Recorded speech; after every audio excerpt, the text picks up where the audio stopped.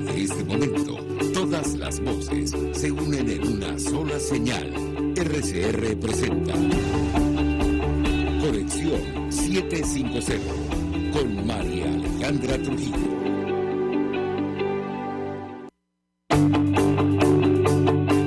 Muy buenas tardes, amigos de Radio Caracas Radio. Todo el equipo que trabaja para ustedes a partir de esta hora los saluda. Variada y abundante información que compartir y analizar, como es costumbre la tarde de hoy. Esto es Conexión 750. Comenzamos.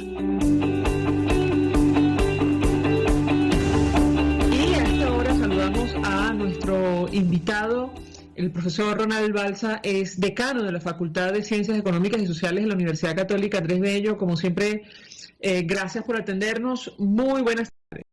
Buenas tardes, gracias por la invitación. Pues mucho interés de conversar con nuestro invitado acerca del tema que nos ocupa, que tiene que ver con esta decisión del régimen de Nicolás Maduro de condonar varias deudas en el marco del convenio de Petrocaribe a islas del Caribe. Algunos medios de comunicación, portales informativos, hablan de un monto que supera los $300 millones y yo le pedí un primer comentario al respecto, profesor. Lo escuchamos.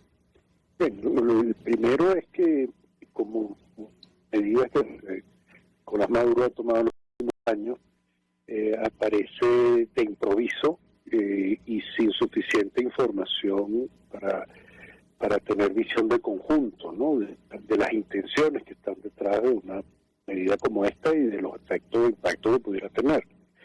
Se nos habla de que las tenían contra que Venezuela tenía contra unas islas. No sabemos si hay otras deudas que esperan ser cobradas, que el gobierno esté considerando condonar o no, o que haya logrado recibir respuestas o refinanciar esas deudas con estos otros países. Paradójicamente, esa información sobre esas deudas que no tenemos, pues resalta con las deudas que Venezuela tiene con otros países, que tampoco tenemos fuentes consolidadas de información que el gobierno presente, que nos permita ver cuánto debe Venezuela y si pudiera solicitar, así como las islas solicitaron, condonar deudas a algunos acreedores, porque no conocemos con detalle la totalidad de las deudas que el gobierno tiene, o que tiene. A veces están publicados al bono, que con las condiciones en las que los vendió, pero no sabe con detalle, con la facilidad con la que sería deseable, cuál es el total de esas deudas que tiene Venezuela y de las deudas que saber eso. Es cuando el gobierno decide de pronto decir que va a condonar una deuda a unas islas pequeñas, pues uno no sabe ni por qué lo hace, ni qué significa eso dentro del total.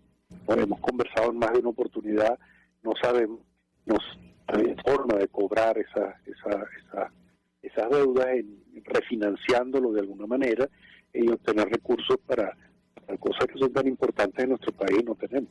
Varios temas, profesor. Uno tiene que ver con la transparencia en el manejo de la información. Usted ya adelantaba algo.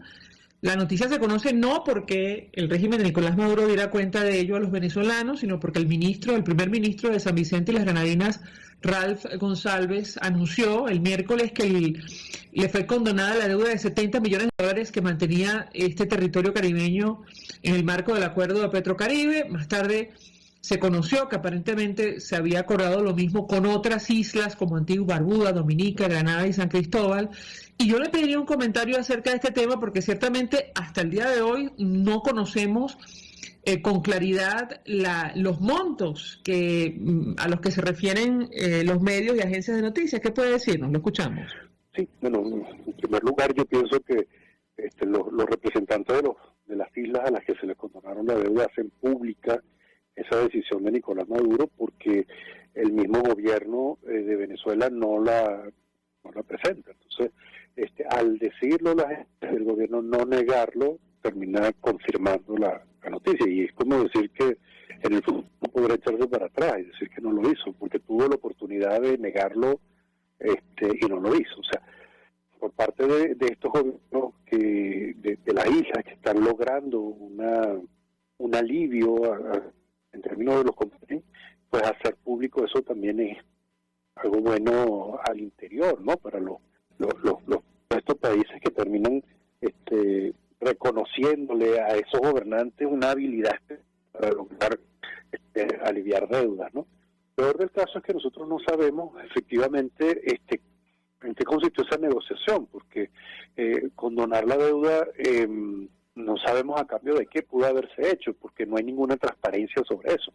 También el anuncio de los gobernantes de esta isla se limita a lo que han logrado y no a lo que concedieron o estarían dispuestos a conceder, ¿no? Y en términos de las políticas que el gobierno de Nicolás Maduro está haciendo con otros países, pues también nos queda la duda de si hay algún tipo de acuerdos, porque en los momentos que Hugo Chávez concedió muchos de esos préstamos, lo hizo, según se decía, para lograr votos a favor del gobierno en la OEA. Eran otros tiempos en los que cada voto contaba y parecía muy importante la unidad latinoamericana y caribeña, y siempre se tenía la impresión de que esa unidad era más sólida cuando había petróleo de por medio, ¿no? En términos diplomáticos. Pero en el caso de Nicolás Maduro no pareciera que hubiera mayor interés en eso, porque las relaciones con la OEA están rotas hace tiempo, ¿no? Además, están, bueno, no digamos rotas en el sentido de que se acabaron, sino que no son cordiales desde hace tiempo. Así que no sabemos efectivamente qué es lo que ha ocurrido en esta, más allá de los montos, cuáles son los motivos para tomar esta decisión. Ahora, profesor, buscando información en Internet, supuestamente uno de los logros, dice el régimen de Nicolás Maduro y el portal que maneja Telesur, hasta finales de 2018 de Petrocaribe había sido suministrar más de 300 millones de barriles de crudo y productos equivalentes, atención, a un monto de 31.523 millones de dólares. Y yo le pediría un comentario, porque esta cantidad que se pierde de vista, que tan necesaria es, como usted decía al inicio de su intervención, en nuestro país, no sabemos exactamente dónde fue a parar. Hoy conocemos que buena parte de esa deuda ha sido condonada. En otros casos, como el de Haití, no tenemos mayor referencia luego de protestas por la desaparición de más de 3.000 millones de dólares. Yo le pediría un comentario al respecto. Lo escuchamos. El comentario lo podríamos vincular con la importancia que le ha dado el gobierno a las sanciones, para decir que es por las sanciones Venezuela ha perdido las posibilidades de tener financiamiento en el resto del mundo, o de poder tener un comercio libre con el resto del mundo. En esos casos, pues una posibilidad efectivamente de conseguir recursos no de financiamiento, sino de cobro de deuda. Y si las oportunidades se vinculaban con hacer renegociación de deudas, eso permitía también probar esquemas que el gobierno pudiera tentarle a sus propios acreedores, ¿no? En lo que nosotros supimos, por ejemplo, sobre la creación del fondo chino y de todas aquellas maneras que el gobierno tenía para utilizar petróleo y colaborar con otros gobiernos y otros países, las condiciones no eran muy claras y los montos eran mucho mayores. Así que, bueno, esto pareciera que es muy relevante en un país que tuvo problemas de gasolina durante tanto tiempo, que se dijo que, y que todavía los tiene, ¿no? Pero que los tuvo al punto de que la entrada de barcos iraníes a Venezuela fue una noticia, ¿no? Porque traían justamente crudo y traían una cantidad de aditivos y gasolina, ¿no? Crudo no, gasolina. Lo mismo en este caso, o sea, uno podría pensar que si ya había una relación establecida con las islas y había unos recursos allí, había forma de plantear una renegociación y cobrarlo. Si eso no fue lo que se hizo, sería importante saber por qué. Más allá de los discursos tan frecuentes sobre la unidad latinoamericana, pues sería bueno saber. O sea, si la unidad se basaba en el regalo, hubieran podido regalarse esos recursos al principio, y era un préstamo. Pero, bueno, nos falta demasiada información para tener una opinión consistente de cuál es el motivo que lleva al gobierno a tomar esta decisión. Sí, permítame una pausa para publicidad sobre un tema que usted ha destacado permanentemente durante sus intervenciones con nosotros en distintos espacios, y me refiero al presupuesto. Ahora mismo hay información cierta, consolidada sobre los compromisos que Venezuela tiene en el exterior. Hemos conversado con otros analistas y hablan de un monto que podría superar los 120.000 millones de dólares. Le ruego que permanezca unos minutos más. Al regreso quisiera su comentario. Usted está viendo Conexión 750 con María Alejandra Trujillo. Solo por RCR 750, porque lo bueno. Puedes seguirnos en nuestras redes sociales. En Twitter, @RCR750, la radio que se ve. Mensaje del ingeniero José Peraza, tesorero del FONPRES CIB. Estimado colega ingeniero arquitecto y profesional afín, el Colegio Ingeniero de Venezuela y el Fondo de Previsión Social, preocupado por la salud de tu familia, ha diseñado un sistema de salud integral que coloca a tu disposición y que contiene asistencia primaria de salud, ambulancia, hospitalización, cirugía, oftalmología, dermatología, fisioterapia, psicología, odontología, farmacia y funerario. Para mayor información, visítanos a nuestros portales cib.net.be, FONPRES.net.be, Colegio de Ingenieros de Venezuela, construyendo el futuro. Y ahora quiero hablarte de Comercializadora Prada, y ya es solo nombrarlo se me hace agua la boca, porque Comercializadora Prada son los más frescos quesos y embutidos que te llevan a tu casa. Todos los quesos, todos los embutidos, y como cuentan con proveedores exclusivos, te resulta mucho más económico. Llámalos ya, 0424-134-6035, en Instagram wprada.be. Comercializadora Prada, todo en quesos y embutidos con la mejor relación precio-sabor. Hola, les saluda Alfredo Yuncosa y los invito a acompañarnos a Conseguridad Radio, el programa pensado en la seguridad de los ciudadanos y las organizaciones. Conseguridad Radio, todos los sábados a las 12 del mediodía, por RCR, la radio que se ve.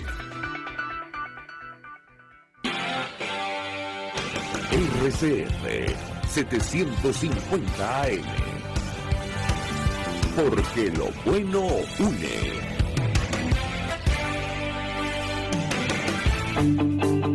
El poder de la comunicación en tus manos.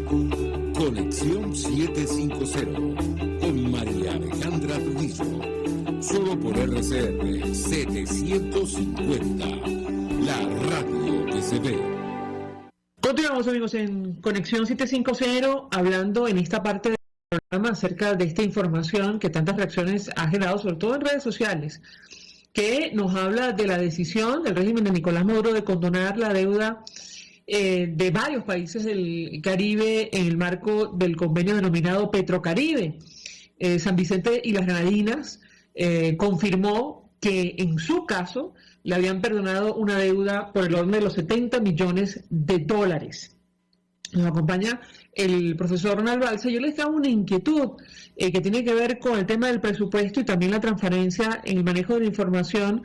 ¿Existe datos consolidados sobre el monto de la deuda que tiene ahora mismo Venezuela? Hemos hablado con otros analistas y hablan de una cantidad que podría superar los 120.000 millones de dólares. ¿Qué puede decirnos, profesor? Lo escuchamos. Bueno, el Banco Central de Venezuela tiene publicada información sobre deuda hasta el año 2010, hasta el primer trimestre del año 2019. Y el monto total de esa deuda varía dependiendo de si es a precio de mercado o al valor nominal. La presión de mercado había caído pues, en aquel momento, en lo que se tenían los últimos datos por las probabilidades de dividendo. Pero sí era un monto que estaba por encima de los 120 millones de dólares en los dos casos. Y vale recordar que lo que había destinado al Fonden era un monto incluso superior a eso, ¿no? Y todos los fondos, como el Fondo Chino y todo aquello, daban también una cantidad de recursos adicionales a un gobierno que venía de un boom petrolero. O sea, ahí podemos ver la enorme cantidad de recursos que estaba disponible. Y en ese tiempo, pues, prestarle a las islas no era algo particularmente, cambiara la estructura financiera de un gobierno que se estaba endeudando de un modo extraordinario. O sea, los activos públicos fueron negativos durante los últimos años, publicados por el Banco Central, lo que llaman los activos externos netos, que tenían las reservas internacionales menos las y más. Por ejemplo, las acreencias contra estas islas menos la deuda externa era negativo. El gobierno acabó con las reservas y endeudó mucho el país. Así que, bueno, ciertamente no tenemos una información detallada, absolutamente detallada de todo eso, y la que tenemos la tenemos hasta el año 2019, publicada por el Banco Central. Eso no debería ser el caso. Pero aún, si entramos al Ministerio de Finanzas, las últimas tablas que hay ahí son de 2009. Si entramos a la página del banco de PDVSA hasta 2016. Y todo lo que implica esos activos y tener esa deuda es algo que debería ser del conocimiento de todos nosotros para saber en qué condiciones pueden negociar y renegociar ese tipo de compromisos que tiene el gobierno. Con la excusa de las sanciones, dejó de hablarse de eso.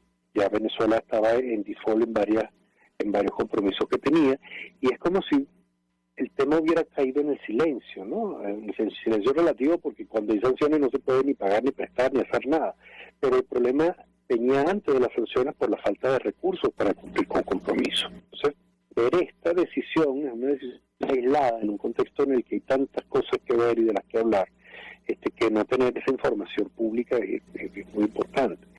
Y a eso le podemos añadir un detalle. O sea, si uno toma la información que se filtró hace un poco sobre el presupuesto del año 2022, que tiene información de lo que supuestamente el gobierno gastó en el 2020, allí la proporción del gasto del gobierno con respecto a lo que PDVSA recibió del Banco Central, y que fue el principal combustible de la hiperinflación, fue una proporción que rondaba el 14%.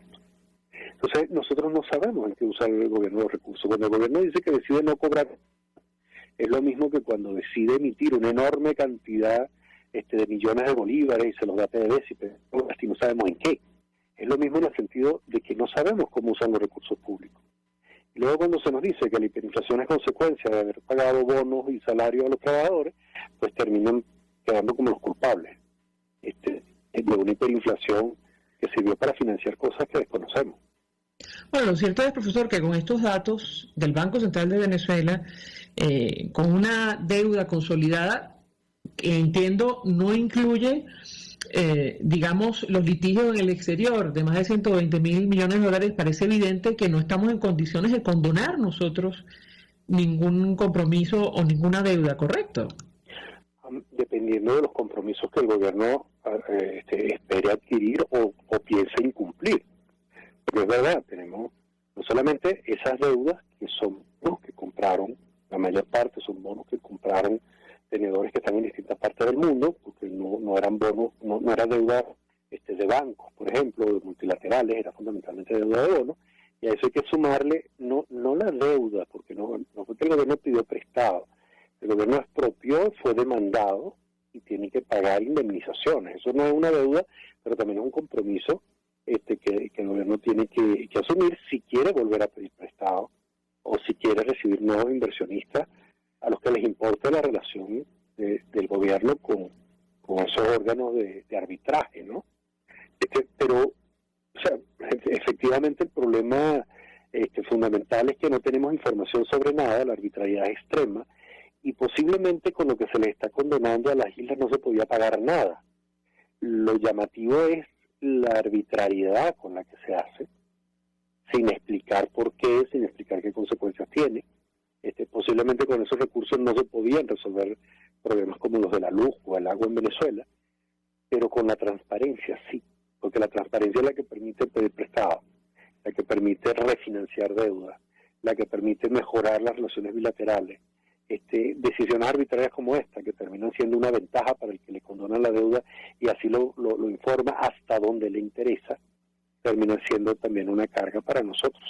Ahora, profesor, si se confirmara el monto de más de 300 millones de dólares que fueron condenados en el caso concreto de las islas del Caribe, nos decía Jesús Armas, dirigente de Primero Justicia, que al menos en Caracas, solo en Caracas, este monto serviría, si no para resolver, mejorar sustancialmente el sistema de agua potable, por ejemplo. Bueno, es que uno siempre podría pensar en usar esos recursos, ¿no?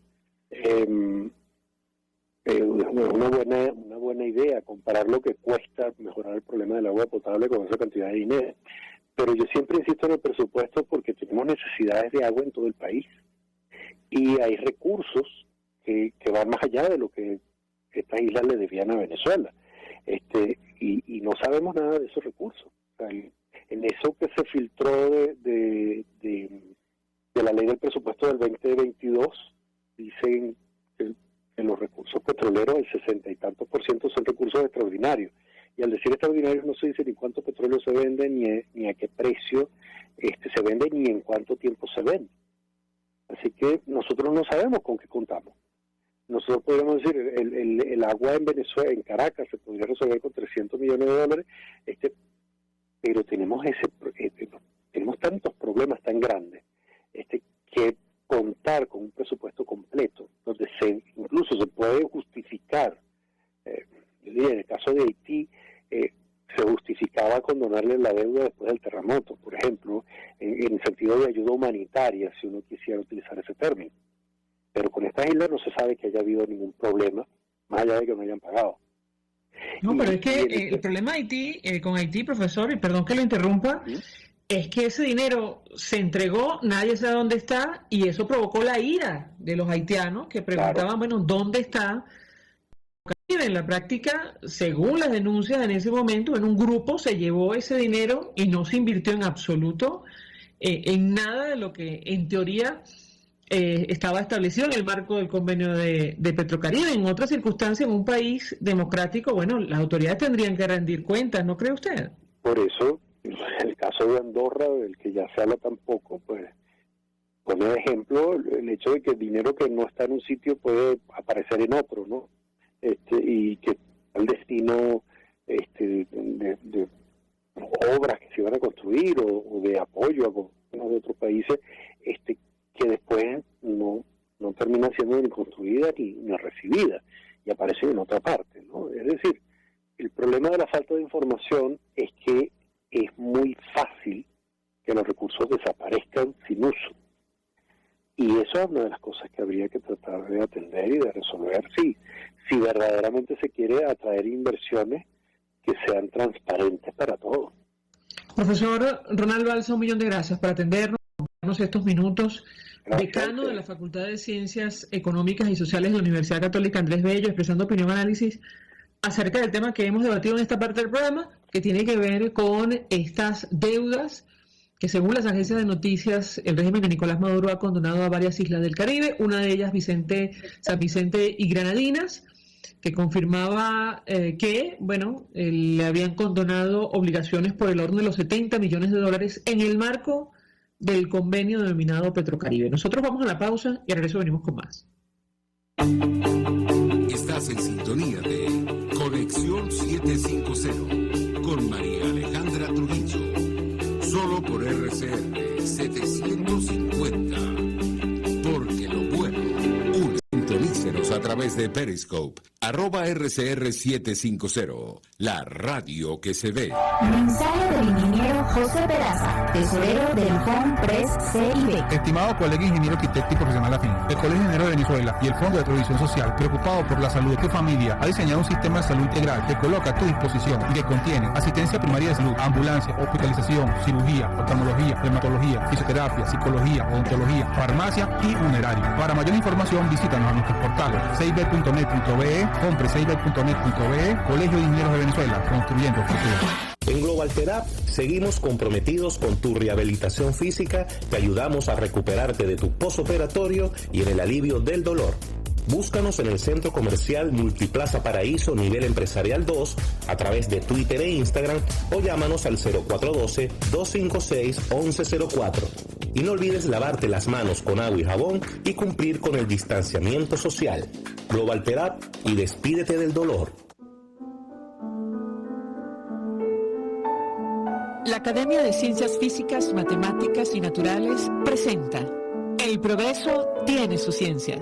Hoy presentamos la Academia de Ciencias Físicas, Matemáticas y Naturales de Venezuela y el inicio de la Escuela de Biología. En 2017 se conmemoran 70 años del inicio de los estudios profesionales de biología en Venezuela. Su planificación se remonta a 1946, cuando la Academia de Ciencias Físicas, Matemáticas y Naturales, consciente de que los estudios en ciencias naturales eran fundamentales para el país, solicitó ante diferentes instancias educativas la creación de una escuela de ciencias dentro de la Universidad Central de Venezuela.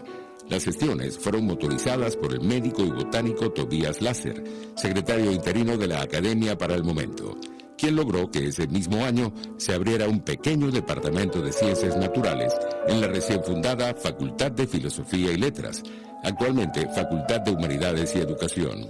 La inserción de una escuela de ciencias en una facultad de filosofía se inspiró en programas de varias universidades europeas y norteamericanas, donde ambas disciplinas están integradas.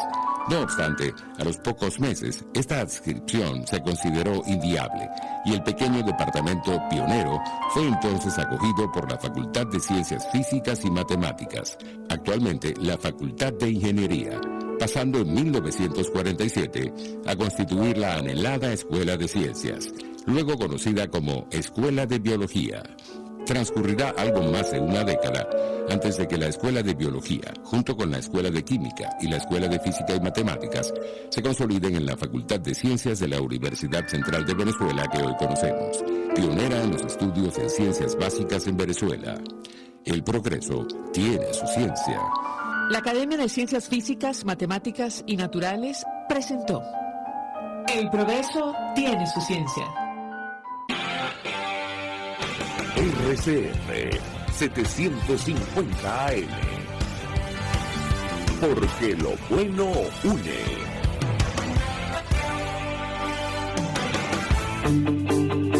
María Alejandra Trujillo te acompaña en Conexión 750. Solo en RCR 750. La radio que se ve. María Alejandra Trujillo te acompaña en Conexión 750. Solo en RCR 750. La radio que se ve. Claro y raspado. Continuamos, amigos, en Conexión 750 y en esta parte del programa hablamos acerca de uno de los hechos más comentados en las últimas horas que tiene que ver con la designación de un nuevo Tribunal Supremo de Justicia por decisión de la Asamblea Nacional bajo control oficialista. Nos acompaña la doctora Cecilia Sosa Gómez, expresidenta de la antigua Corte Suprema de Justicia, profesora universitaria, y le agradezco profundamente recibir nuestra llamada. Muy buenas tardes.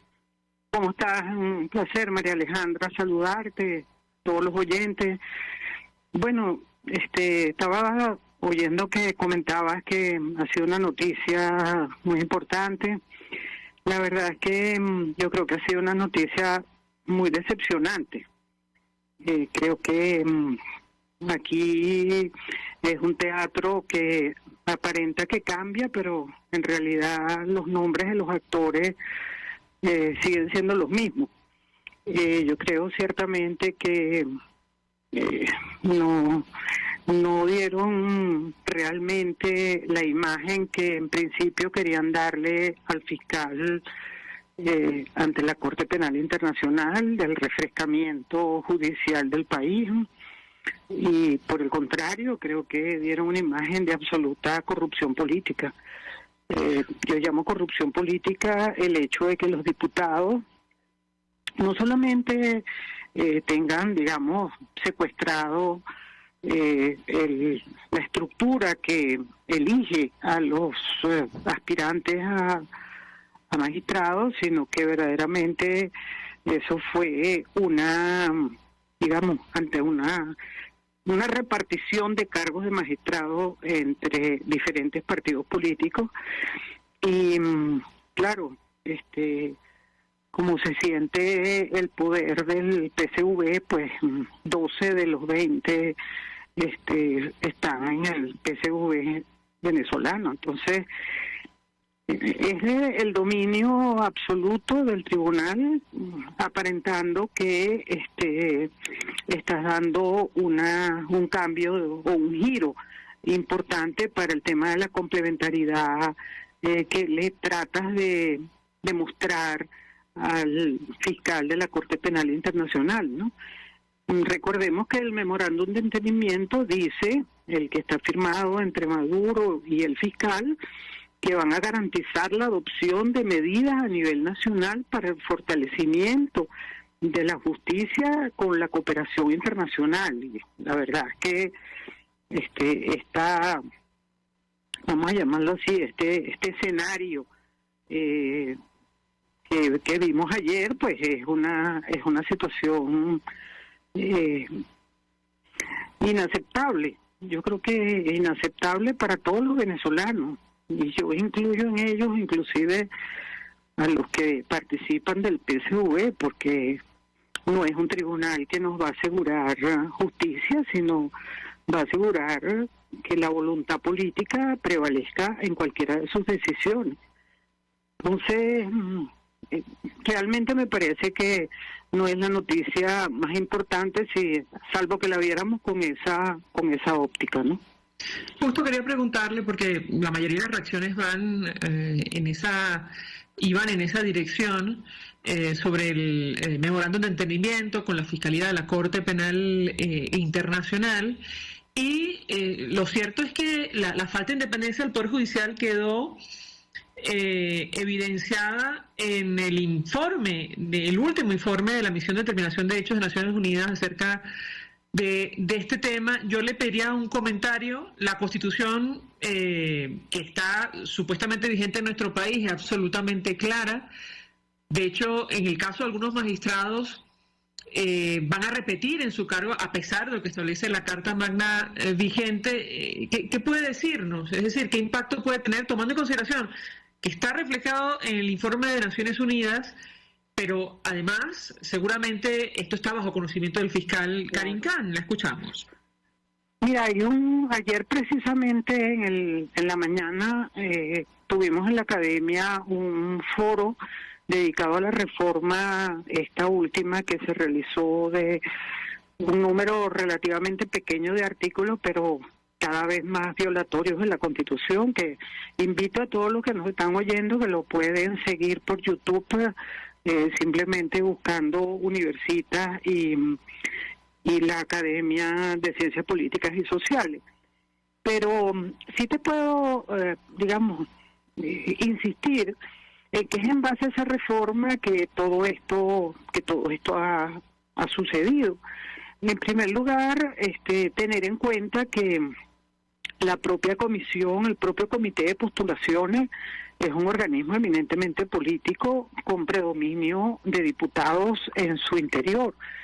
Y eso está prohibido por la Constitución. Ellos no son representantes de la sociedad en términos de una sociedad civil.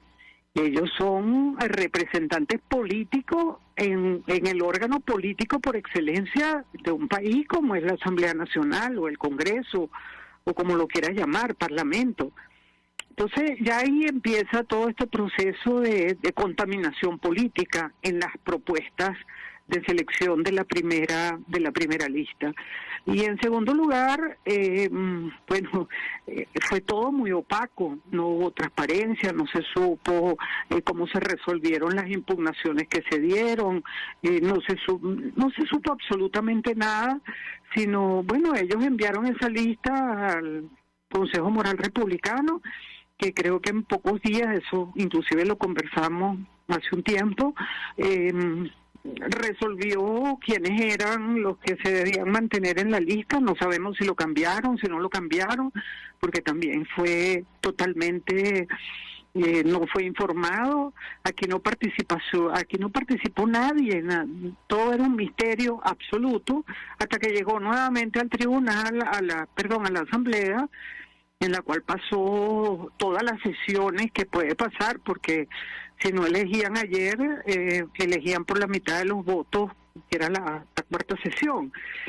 Y vimos simplemente que cómo explicamos que personas o magistrados que ya habían cumplido más de la mitad de su periodo, la propia ley les habilitara para poder presentarse como aspirantes. O sea, está por encima de la Constitución esa ley que dice que es una única vez por 12 años. Bien, y ahora vamos a ver, si tenías 8, ahora, bueno, súmale 12 más 8, pues está 20 años en el tribunal. Entonces, ¿para qué tenemos las restricciones constitucionales a la propia Asamblea? Si ellos creen que la Constitución se puede modificar por una reforma de la ley del tribunal. Por otra parte, digamos, como si eso fuera poco, le prohíben a la Sala Constitucional que a través de una interpretación pudiera hacer algunas modificaciones a la ley.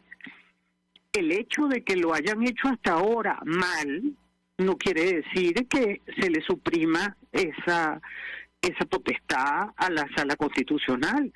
Es decir, ahora cuando haya una interpretación que haya que modificar algún artículo, entonces la sentencia lo que dice es vayan a la Asamblea Nacional para que ellos cuando lo consideren cambien ese proyecto de ley. Es decir, lo que estamos corroborando, creo yo que es importante destacarlo, es un cambio de control. Es decir, hasta ahora el control del tribunal estaba llevado por su presidente. El presidente tenía el contacto directo con el señor Maduro y se determinaba qué era lo que debía decir, si debía declarar. Imagínate, el tribunal declaró que la reforma de la ley que hizo la Asamblea era constitucional. O sea, ni siquiera dijo, sino es constitucional, es una ley constitucional. O sea, declaró la ley constitucional, sabiendo que a ellos mismos se estaba aplicando de una manera completamente contraria a la Constitución. De manera que la realidad que estamos viendo, uno, la Constitución no le importa para nada al régimen, pero para nada. Y dos, no tenemos Tribunal Supremo de Justicia, porque, bueno, tampoco lo teníamos antes, porque se lo nombró la Asamblea Nacional Constituyente. Claro, los que nos están oyendo dirán, bueno, pero fácticamente sí está ahí, eso es cierto, pero legítimamente no. Es lo mismo que la Asamblea. Si la Asamblea que está nombrando a estos magistrados tampoco es legítima, eso lo ha dicho 50 países democráticos del mundo y no la reconocen como legítima. Y entonces esa ilegítima asamblea ahora elige a unos ilegítimos magistrados. O sea, es una cadena ya de violaciones que de verdad que no le encuentro. O sea, a cualquier abogado que tú llames, lo único que va a decir es, bueno, en Venezuela no hay justicia y ¿qué quieres que hagamos? Entonces, cuando los órganos internacionales, como el que tú mencionas, de la comisión que examinó los hechos reales en Venezuela, nos dice que aquí no tenemos ni independencia ni autonomía, bueno, ayer lo ratificamos. Cosas tan increíbles como decir que los conjueces no pueden incorporarse para ser magistrados, para formar una sala. ¿Y por qué no? ¿Y cómo voy a hacer cuando haya un magistrado que tenga que inhibirse?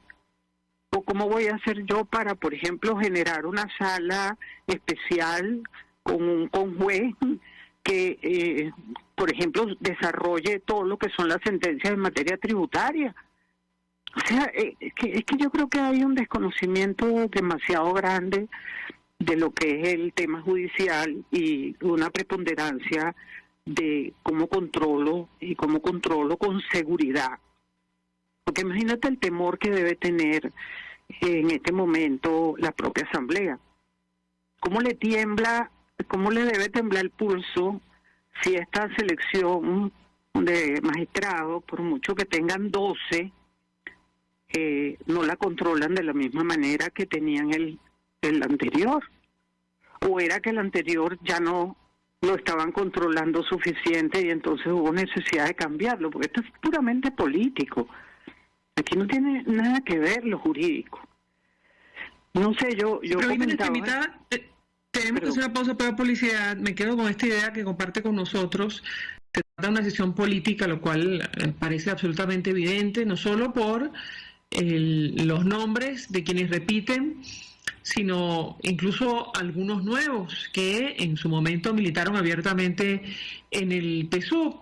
Al regreso quisiera referirme a el nombramiento de Gladys Gutiérrez, quien viene de ser representante del régimen de Nicolás Maduro ante la Corte Penal Internacional. ¿Cómo lo interpreta usted y qué impacto podría tener esta designación como magistrada en la práctica? Al regreso, si me permite, le doy la palabra para contestar. Ya venimos.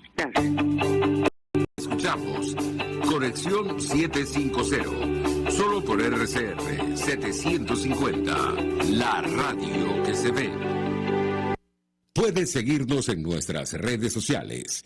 En Twitter, @RCR750, la radio que se ve. Mensaje del ingeniero José Peraza, tesorero del FONPRES CIB. Estimado colega ingeniero arquitecto y profesional afín, el Colegio de Ingenieros de Venezuela y el Fondo de Previsión Social, preocupado por la salud de tu familia, ha diseñado un sistema de salud integral que coloca a tu disposición y que contiene asistencia primaria de salud, ambulancia, hospitalización, cirugía, oftalmología, reumatología, fisioterapia, psicología, odontología, farmacia y funerario. Para mayor información, visítanos a nuestros portales cib.net.be, FONPRESCIB.net.be, Colegio de Ingenieros de Venezuela, construyendo el futuro.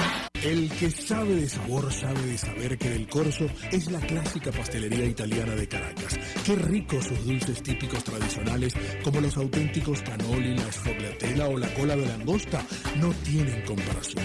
La pasta seca de almendras y chocolate o su gran variedad de tortas, cumpleaños, bodas, bautizos o comuniones, reuniones familiares o eventos corporativos. Teléfonos 0212-941-1971. Pastelería Del Corso, la pastelería italiana por tradición y excelencia. RCR 750 AM. Porque lo bueno une.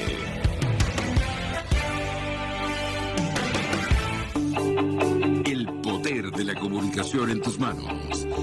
Conexión 750 con María Alejandra Trujillo.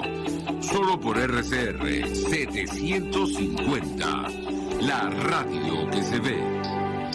Continuamos, amigos, en Conexión 750, hablando en esta parte del programa acerca de la designación de los magistrados del Tribunal Supremo de Justicia bajo control oficialista por la Asamblea Nacional del Chavismo, tomando en consideración lo que establece la Constitución y lo que está en juego, la investigación en marcha de la Corte Penal Internacional. Nos acompaña la doctora Cecilia Sosa Gómez, expresidenta de la antigua Corte Suprema de Justicia, profesora universitaria, y yo le dejaba una inquietud. En su opinión, ¿cuál cree usted puede ser el impacto de la designación de Gladys Gutiérrez, y aparentemente más tarde como presidenta de este tribunal, quien viene de ser representante del régimen de Nicolás Maduro ante la Corte Penal Internacional en La Haya? La escuchamos. Sí, yo creo que esa pregunta sí, desde el punto de vista, digamos, político, es importante, por lo menos, que tengas algunas apreciaciones de algunas personas.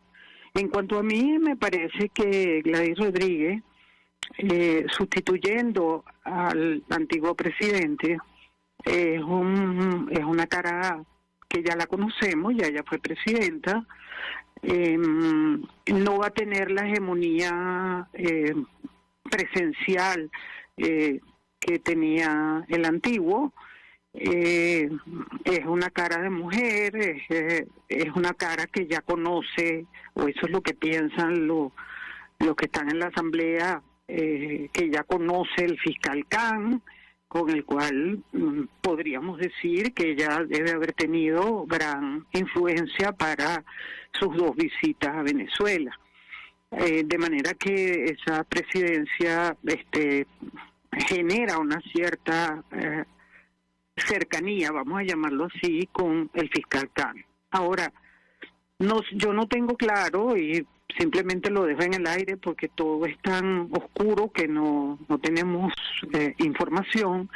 Si ella había dejado la Corte para irse a este cargo de representación ante la Corte Penal Internacional por el caso de Venezuela o en el caso del Estado venezolano, o ella estaba bajo un régimen de permiso, y tampoco sé si ella se postuló o no se postuló.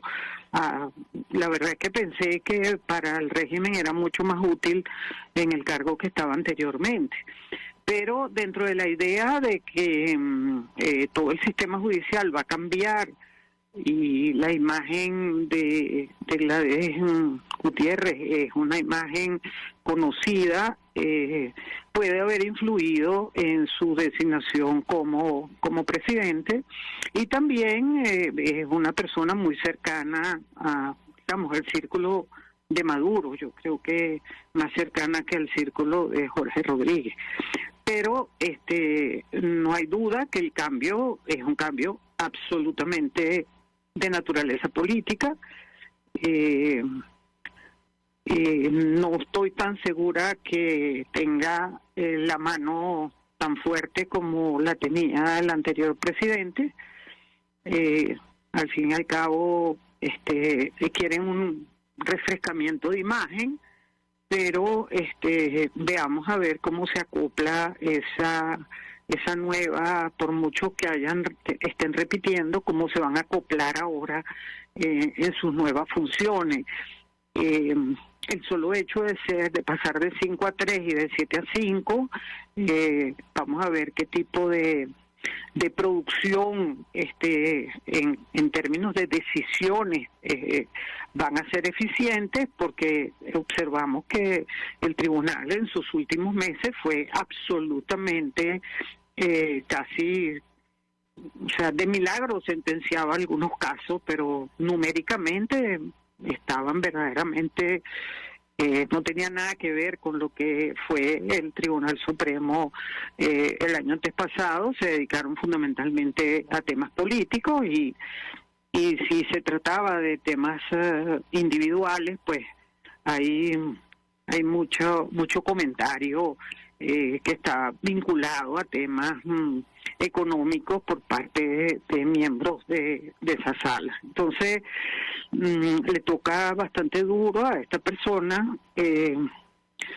cómo controlar esta situación, y creo que, bueno, por la trayectoria del fiscal Khan, está en perfectas condiciones de valorar por sí mismo, y solamente a partir de los datos que va a recibir, que su proyecto de apoyo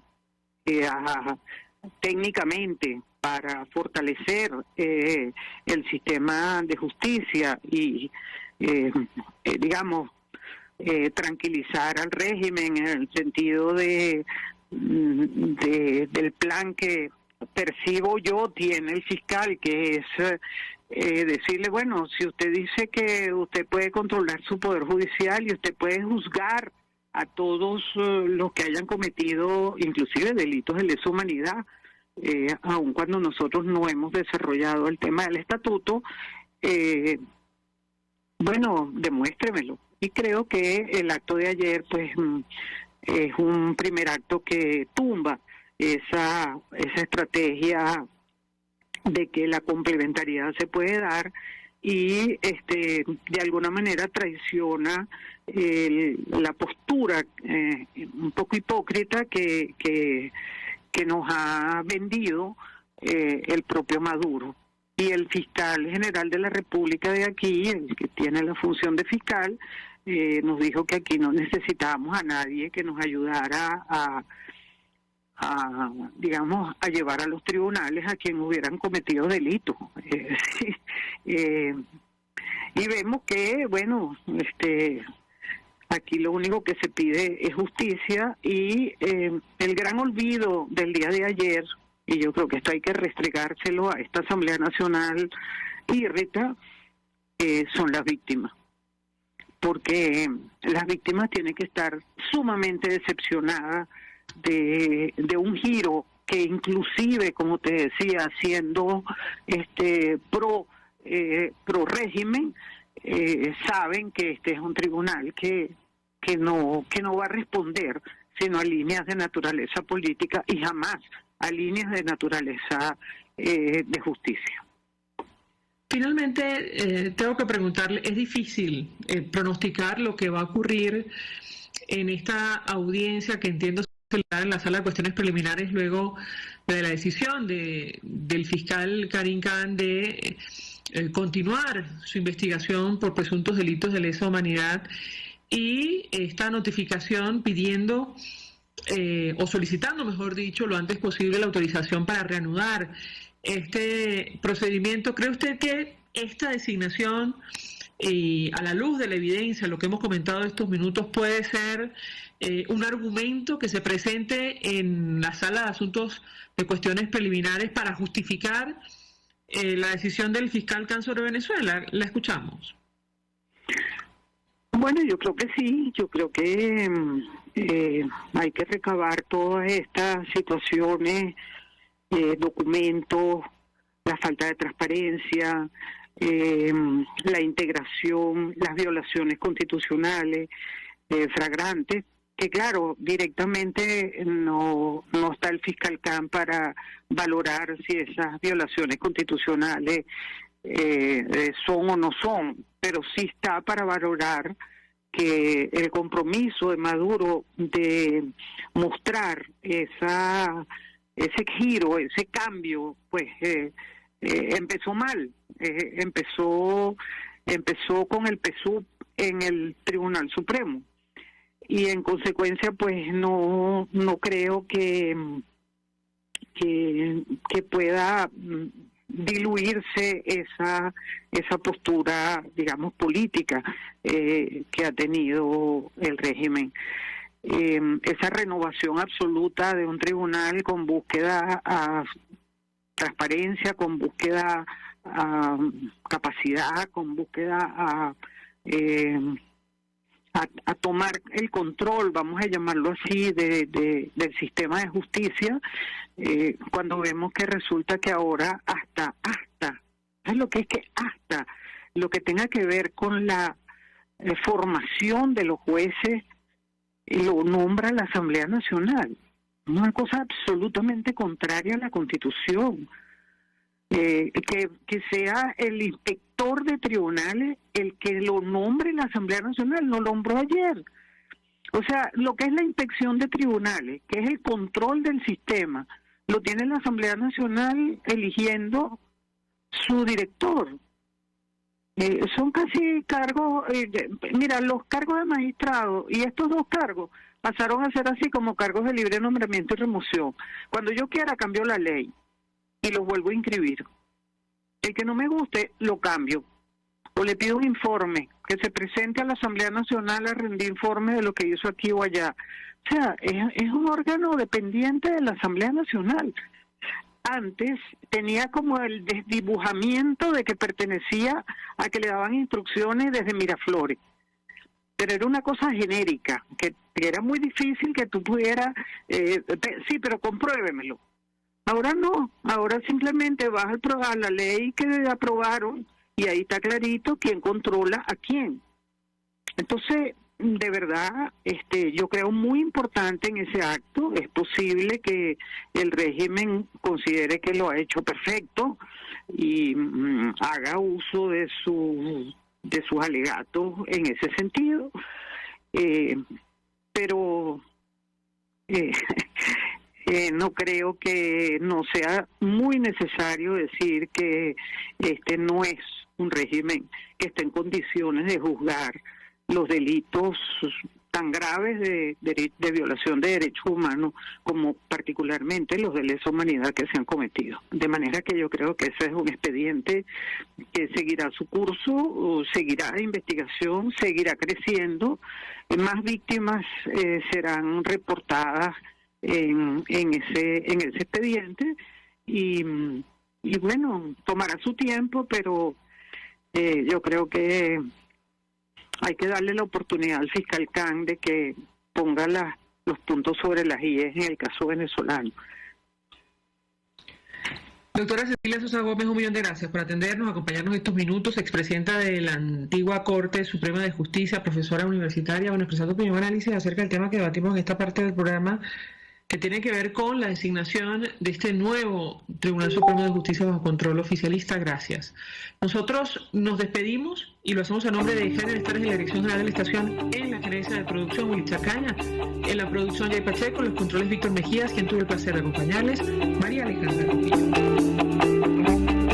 El Fondo de Previsión Social del Colegio de Ingenieros de Venezuela presentó. RCR presentó Conexión 750 con María Alejandra Trujillo. Solo por RCR 750, la radio que se